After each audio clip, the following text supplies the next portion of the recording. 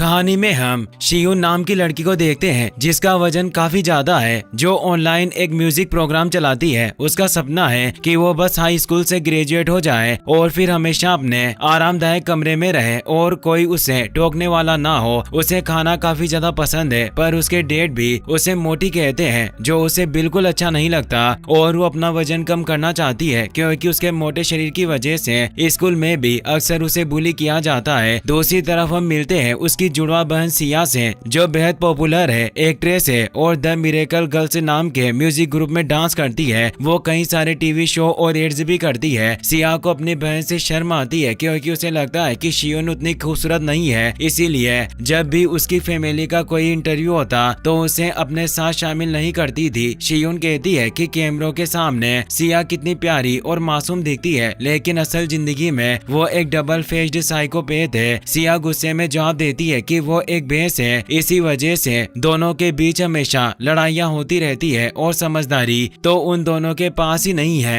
अगले दिन शियून स्कूल जाती है और हमेशा की तरह सभी उसका मजाक उड़ाते हैं, जिससे वो बिल्कुल खुश नहीं है। ग्रेजुएशन पूरी करने में अभी 181 दिन और बाकी है। उसी स्कूल में ग्योक नाम का एक लड़का भी पढ़ता है, जिसे वो मिडिल स्कूल से ही काफी पसंद करती है, लेकिन वह शियून को कभी भाव नहीं देता, उल्टा थोड़ा घमंडी है और अपने दोस्तों के साथ घूमता है जो शियून को तंग करते रहते हैं। एक साल पहले शियून ने अपने क्रश के लिए चुपके से एक गिफ्ट छोड़ने की कोशिश की, लेकिन उसके ग्रुप ने उसे पकड़ लिया। उसके ग्रुप में एक लड़की भी है जिसका नाम लिबी है। लिबी ने शियून को वो चिट्ठी सबके सामने पढ़कर सुनाई जिसमें शियून ने अपने क्रश के लिए मोहब्बत का इजहार किया था और फिर सबके सामने मजाक उड़ाया कि वो लड़का उसे कभी नोटिस नहीं करेगा। तब से शियून स्कूल में शर्मिंदगी महसूस करती है और जल्द से जल्द ग्रेजुएट होना चाहती है। अब हम जियोन को देखते हैं, जो एक बहुत मशहूर सिंगर है। एक दिन उसे सिया के साथ एक एड शूट करना होता है, पर उसे वह बिल्कुल पसंद नहीं क्योंकि सिया उसे अच्छी नहीं लगती। वो कहता है कि सिया के पास सिर्फ बाहरी खूबसूरती है, गाना तो उसे बिल्कुल नहीं आता। उसे अपने लाइफ पार्टनर के रूप में ऐसी लड़की चाहिए जो उसकी तरह गा सके, और फिर वह अपने मैनेजर से कह देता है कि वो ये शूट आगे नहीं करेगा। उधर शियून स्नैक खा रही होती है और अपने डोंग से बात कर रही थी, पर वो उसकी बेकार बातों पर ध्यान न देकर वहाँ से भाग जाता है। शियून को लगता है कि वो वहीं छिपा हुआ है, पर वो उसे कहीं नहीं मिला। शियून उसे ढूंढते हुए रात तक सड़कों पर घूमती रहती है। अंधेरे में उसका पैर एक बेहोश औरत से टकरा जाता है। शियून उसकी मदद करती है, तभी उसका डॉग भी उसके पास आ जाता है। औरत जैसे ही होश में आती है वो उसे अपने दुकान पर आने का न्योता देती है। वो असल में टेरो मास्टर होती है जिसके पास कई सारी पावर थी। वो अपने माइंड से ही कैंडल को जला रही थी। वो शियून से कहती है कि तुम चुनी गई हो, तुमने मेरी मदद की, तुम्हारा दिल काफी साफ है, और वो उसे टेरो रीडिंग करने का ऑफर देती है। शियून ना चाहते हुए भी एक कार्ड चुनती है और टेरो मास्टर हैरान रह जाती है। उसने चुना था द मिरेकल कार्ड। वो कहती है, मैं 30 साल से टेरो कार्ड पढ़ती हुई आ रही हूँ, लेकिन आज तक किसी ने ये कार्ड नहीं चुना, सिर्फ तुमने ही इसे चुना है। ये कोई नॉर्मल कार्ड नहीं है, इसे मैंने खुद बनाया है और ये पूरी दुनिया में सिर्फ एक ही है। अब शियून को एक इच्छा मांगने को कहा जाता है। शियून को लगता है कि यह सब मजाक है और वो सोच रही थी कि अगर ये सच होता तो मैं एक ही विश करती कि मैं अपनी बहन के साथ बदल जाऊं। औरत उसे एक नेकलेस देती है और कहती है कि इसमें जो एमरल्ड है वो सौभाग्य का प्रतीक है और इसे पहनने पर ही तुम्हारी इच्छा पूरी होगी। शियून जैसे ही अपने डॉग के साथ वहाँ से निकलती है, अचानक उसे तेज दर्द होता है और वह बेहोश हो जाती है। उसी समय सिया भी रिहर्सल के बीच में गिर पड़ती है। अगले दिन जब दोनों की आंख खुलती है तो वो खुद को हॉस्पिटल में पाती है। दोनों जब एक दूसरे को देखती है तो सदमे में पड़ जाती है। उनके शरीर बदल चुके थे। दोनों चिल्ला देती है। सिया इसे मानने को तैयार नहीं थी। वो अपनी बहन को अस्पताल की छत पर ले आई क्योंकि उसने न्यूज में देखा कि आज रात टूटते तारे दिखने वाले थे। सोच थी कि शायद इच्छा मांगकर वापस उनकी आत्मा की अदला बदली हो जाए, पर कुछ नहीं हुआ। शियून ने सुझाव दिया कि अगर सिर पर पत्थर से चोट मारे तो शायद दिमाग पर असर पड़े और सब रीसेट हो जाए, लेकिन ये तरकीब भी बेकार साबित होती है। सिया नेकलेस उतारने की कोशिश करती है, लेकिन शियून उसे रोक लेती है और फिर पार्क में आकर उसे सारी बात बताती है कि वो एक टेरो मास्टर से मिली थी जिसकी वजह से ये सब हुआ। सिया कहती है कि सभी लड़कियां मेरी जैसी बनना चाहती है, मैं ये अच्छे से जानती हूँ, पर पता नहीं था कि तुम भी बाकियों की तरह ही सोचती हो। जब वे टेरो मास्टर को ढूंढने गई तो पता चला कि वो 1 महीने की छुट्टियों पर चली गई है। तो अब दोनों को 1 महीने तक ऐसे ही रहना होगा, एक दूसरे की तरह बर्ताव करना होगा ताकि ताकि किसी को पता न चले कि वो आपस में बदल गई है। सिया अपनी बहन को सिखाती है कि अब उसे बिल्कुल ठंडी, बेपरवाह और रूड तरीके से बात करनी होगी, क्योंकि यही उसकी पब्लिक इमेज है। लड़कों को तो बिल्कुल नोटिस मत करना, वरना किसी को पता चला कि मैं किसी लड़के को डेट कर रही हूँ तो ये मेरे फेम पर असर पड़ेगा। वो उसे डांस रिहर्सल के वीडियो भी दिखाती है जहाँ शियोन को जाना होगा। अस्पताल में ही सिया उसे कुछ स्टेप्स सिखाती है, पर शियोन को तो ये स्टेप्स पहले से ही आते थे, क्योंकि वो हमेशा कमरे में अकेली डांस की प्रैक्टिस किया करती थी। दूसरी तरफ शियोन अपनी बहन को बताती है कि उसके शरीर में रहते हुए उसे बिल्कुल अनसुना, मासूम और शांत रहना है। लोग कुछ भी कहे उसे कोई जवाब नहीं देना है, बिल्कुल ऐसे दिखावा करना है जैसे वो कुछ सुनती या देखती ही ना हो। सिया पूछती है कि तुम्हारे कौन कौन दोस्त हैं, जिस पर वो बताती है कि एक भी नहीं। सिया उसका मजाक उड़ाती है। अगले दिन पेरेंट्स भी हैरान होते हैं कि दोनों बहनें अचानक कितनी करीबी लग रही है। उन्होंने सोचा कि शायद हॉस्पिटल में साथ रहने से या आपस में घुलना मिलना सीख गई होगी। दोनों अपनी अपनी ड्रेस पहनकर तैयार होती है और सिया शियोन को वह नेकलेस थमा देती है और फोन भी बदल लेती है। मैनेजर का कॉल आता है और शियोन जो अब सिया के शरीर में है उसे रिहर्सल के लिए जाना होता है, और उधर असली सिया शियोन की लाइफ जीने के लिए स्कूल पहुंचती है, जहां वो सब कुछ बड़ी लापरवाही से लेती है। अब उसे कैलोरीज गिनने की कोई टेंशन नहीं, क्योंकि यह उसकी असली लाइफ नहीं है, और ज्यादा खाने से अब उसके शरीर पर बदलाव नहीं आने वाले थे। स्कूल में गियोक फिर से उसे तंग करने की कोशिश करता है और उसका कैंडी बॉक्स छीन लेता है। सिया पर गियोक फिर ताना कसता है और उससे पूछता है कि क्या उसका प्यार अब खत्म हो चुका है। सिया को अपनी बहन की बातें याद आती है कि उसे किसी पर गुस्सा नहीं करना चाहिए, लेकिन अब वो अंदर से तिलमिला उठती है यह देखकर कि उसकी बहन को इन लोगों ने हमेशा पैरों तले रौंदा है। उधर शियोन अपने डांस प्रैक्टिस पर पहुंचती है। उसके फैंस पहले से इंतजार कर रहे होते हैं। वो नर्वस है और उसे खुद पर विश्वास नहीं होता, इसीलिए उसकी रिहर्सल गड़बड़ा जाती है। वो दोनों लड़कियों को नीचे गिरा देती है। बाकी लड़कियां उससे नाराज होती है, उसे डांटती भी है। बेचारी शियोन को इतना बुरा लगता है कि वो बाथरूम में बैठकर रोने लगती है और विश करती है कि वो जल्दी वापस नॉर्मल हो जाए। इसी दौरान सिया मजे से खाना खाने के लिए तैयार होती है, क्योंकि अब उसे अपने मोटापे की कोई टेंशन नहीं थी। वो वीडियो कॉल करती है अपनी बहन को और शियोन बताती है कि रिहर्सल में उसकी हालत खराब हो गई। सिया उसे समझाती है कि लाइव परफॉर्मेंस में उसे बिल्कुल परफेक्ट करना होगा, बिल्कुल ऐसे सोचना जैसे तुम बंद कमरे में मिरर के सामने डांस कर रही हो। शियोन मोटिवेट हो जाती है। तभी शियोन की नजर पड़ती है जियोन पर और बस आह क्या वाइल्ड और बहादुर आदमी है। बाकी लड़के भी उससे उसका नंबर मांगते हैं और उसे एहसास होता है कि शियोन कितनी लकी लड़की है और अब शो का वक्त हो चुका था। धीरे धीरे उसे हिम्मत आने लगती है और वो अपनी वही पुरानी सीक्रेट प्रैक्टिस को याद करती है। घर पर सिया टीवी पर अपनी बहन को देखकर हैरान रह जाती है। शियोन न सिर्फ अच्छा डांस कर रही है बल्कि गाना भी गा रही है, वो भी इतनी खूबसूरती से कि मुख्य गायिका की मदद कर देती है। वहीं जियोन जिसने कहा था कि वो गा नहीं सकती, उसकी मीठी आवाज सुनकर दंग रह गया। शो खत्म होने के बाद शियोन जब स्टेज से नीचे उतर रही थी तभी उसका पैर मुड़ जाता है और गिरने वाली होती है कि जियोन उसे थाम लेता है। दोनों के लिए वो एक जादुई पल था और फिर एक साइलेंट कनेक्शन बन जाता है। जैसे लड़का मंच पर लौटता है शियोन पूरी तरह से उस पर फिदा हो चुकी होती है।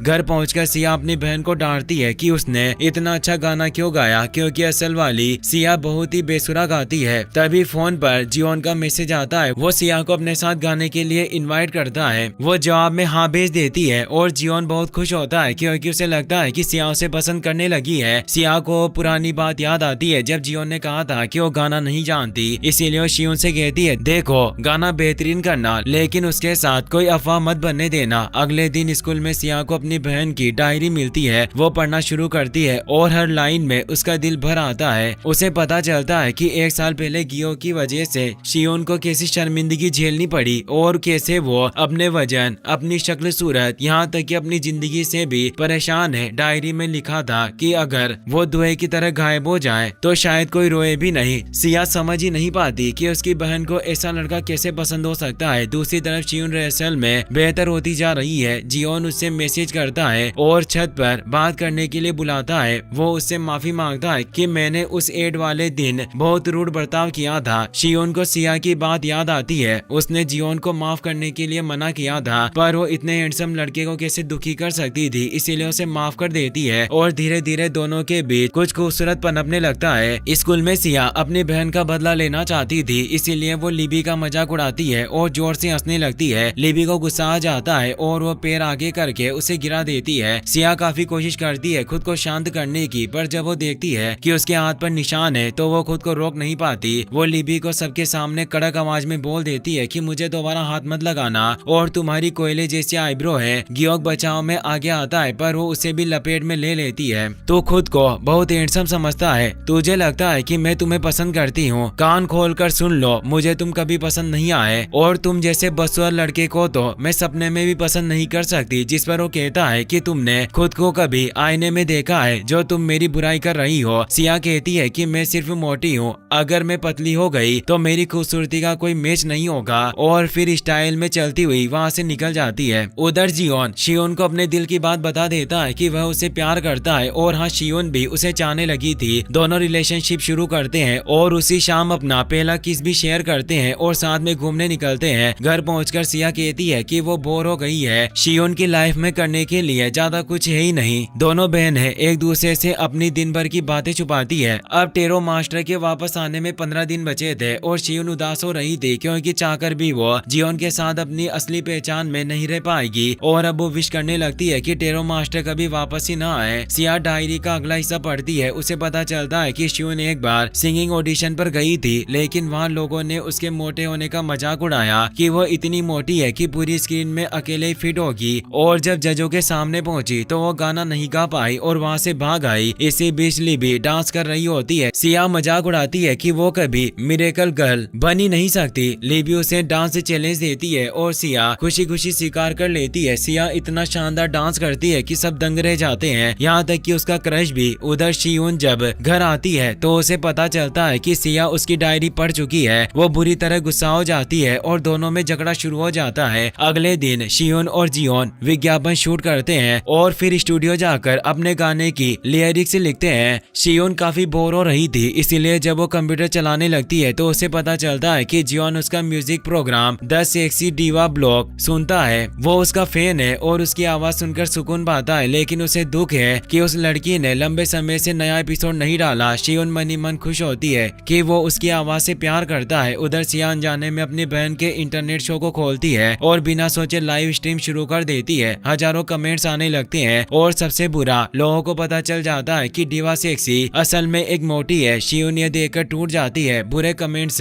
मजाक सब चोट पहुंचाते हैं। जियोन भी यह देखकर निराश होता है कि असल में डिवा कौन है। टूटे दिल से शियोन अपने नेकलेस को पकड़कर दुआ करती है काश ये सब कभी हुआ ही ना हो। और अगली सुबह जब वो मोबाइल खोलती है सब कुछ बिल्कुल नॉर्मल था, जैसे वो लाइव कभी हुआ ही ना हो। वो भागकर अपनी बहन को रोकती है जो फिर से लाइव शुरू करने वाली थी। किस्मत से पहचान अब भी सीक्रेट थी, लेकिन उसी वक्त खबर आती है उसका मैनेजर एक्सीडेंट में घायल हो गया है। शियोन को टेरो वाली औरत की बातें याद आती है और उसे यकीन हो जाता है कि नेकलेस ने सचमुच उसका विश पूरा किया है। वो टेस्ट करने के लिए एक और विश करती है कि आज खाने में उडोन आए। होता भी ऐसा ही है, मैनेजर उडोन लेकर आ जाता है। अब उसे पूरा यकीन हो चुका था। दूसरी तरफ जियोन को बताया जाता है कि उसका नया गाना डेनमार्क एक आर्टिस्ट से मिलता जुलता है और उस पर प्लेजरिज्म का आरोप लग रहा है। हे खुदा, मैं पकड़ा गया, पता नहीं कैसे, लेकिन पकड़ा गया। जियोन पर प्लेजरिज्म का इल्जाम लगने के बाद वो स्टेज पर गाना भूल जाता है। उसका दिमाग बार बार उसी बात पर अटका हुआ था। शियोन तुरंत भागकर अपना नेकलेस उठाती है और दुआ करती है कि जियोन फिर से गाना गा सके। उसकी दुआ कबूल होती है, लेकिन उसी वक्त एक कर्मचारी के साथ हादसा हो जाता है। तब शियोन को एहसास होता है कि हर बार जब वो कोई इच्छा मांगती है किसी न किसी को नुकसान होता है। स्कूल में सब लड़कियां सिया से कहती है कि वो उन्हें डांस सिखाए क्योंकि अब वो बहुत शानदार डांस करती है। उधर जियोन शियोन को बताता है कि 2 साल पहले वह यूरोप गया था और वहीं उसने ये गाना सुना था। उसे याद नहीं रहा और नई कंपोजिशन करते वक्त वही धुन दिमाग में आ गई। अब उसे लगता है कि उसे म्यूजिक छोड़ देना चाहिए, कहीं दोबारा ऐसी गलती ना हो जाए। शियोन उसे हौसला देती है कि पहले वो दोनों अपना अधूरा गाना पूरा करें और फिर रिकॉर्ड करें क्योंकि वो उनका लव सॉन्ग होगा।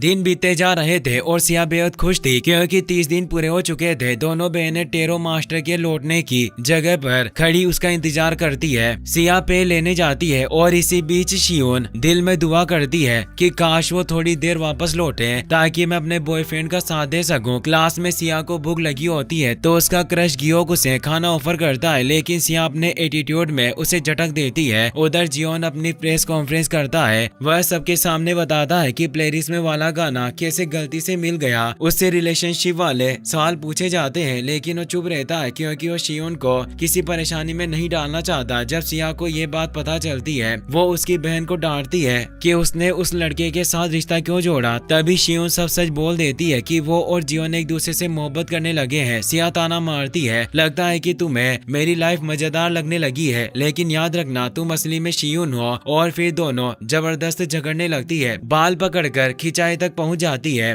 तभी जियोन वहां आता है और गलती से सिया को धक्का दे देता है। कहता है कि इस तरह के शरीर वाली कोई लड़की मेरी गर्लफ्रेंड को नुकसान नहीं पहुंचा सकती। उसी पर शियोन का दिल टूट जाता है। उसे समझ आता है कि जियोन असल में सिया के शरीर से प्यार करता था, असली शियोन से नहीं। झूठ का बोझ अब उसके दिल पर भारी था।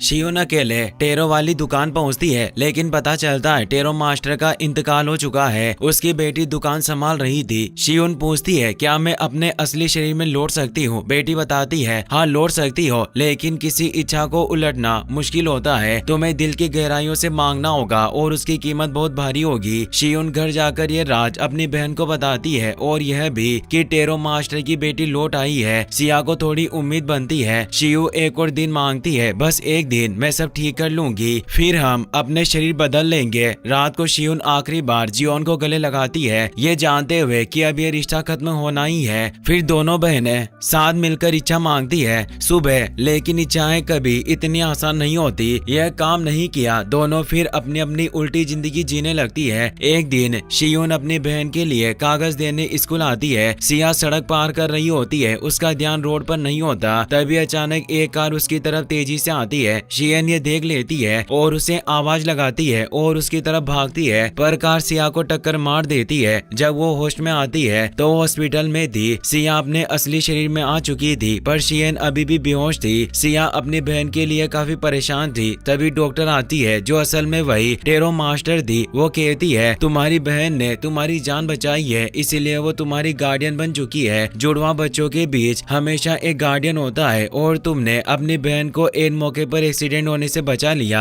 शियन मास्टर को थैंक्स कहती है। कुछ दिन बाद असली सिया जियोन से रिश्ता तोड़ देती है। शियोन जब पार्क में अपने डॉग के साथ टहल रही थी, तभी वहाँ उसका पुराना क्रश गियोक उससे माफी मांगता है। कहता है कि उसने बहुत बुरा किया था। वो दोस्त बनने को कहता है और उसका नंबर मांगता है, लेकिन शियोन मजाक में कह देती है मेरा पहले से एक बॉयफ्रेंड है और अगर मैं किसी दूसरे आदमी के साथ कांटेक्ट में रहूंगी तो उसे अच्छा नहीं लगेगा, और वहाँ से निकल जाती है। वो अब अपने द सेक्सी डिवा ब्लॉग पर शो करती रहती है। हालांकि अभी भी कैमरे पर आने की हिम्मत नहीं होती, लेकिन अंदर से उसे पता है जियोन उसे अब भी सुनता है। उधर जियोन अपने नए गाना ड्यूएट के लिए एक फैन चुनना चाहता है, क्योंकि सिया ने साथ गाने से मना कर दिया था। सिया अपनी बहन को बताती है कि एक ऑडिशन होने वाला है और ये मौका शियोन के लिए परफेक्ट है। अगले दिन ऑडिशन शुरू होता है और जज की सीट पर बैठा होता है जियोन। जब शियोन का नंबर आता है तो वो गाना शुरू करती है और जियोन की आंखें फैल जाती है। उसे वो सारी यादें लौट आती है, वो लम्हा जब दोनों ने साथ गाना गाया था, और अब उसे समझ आ जाता है उसे किसी और को ढूंढने की जरूरत नहीं, वो वही लड़की है। आखिरी सीन में दोनों मिलकर गाना रिकॉर्ड करते हैं और जियोन कभी नहीं जान पाया कि वो वही लड़की है जिससे वह पहली बार दिल लगा बैठा था। कहानी यहाँ खत्म होती है। शियोन अब पहले से कहीं ज्यादा खूबसूरत, आत्मविश्वासी और अपने सपनों की ओर बढ़ चुकी है। शियोन ने हमें सिखाया कि कभी कभी जिंदगी हमें किसी और की जगह खड़ा कर देती है ताकि हम अपनी किस्मत पहचान सके और खुद को उसी रूप में प्यार कर सके जैसे हम है। वीडियो पसंद आया हो तो लाइक कर देना और अपने दोस्तों के साथ शेयर करना।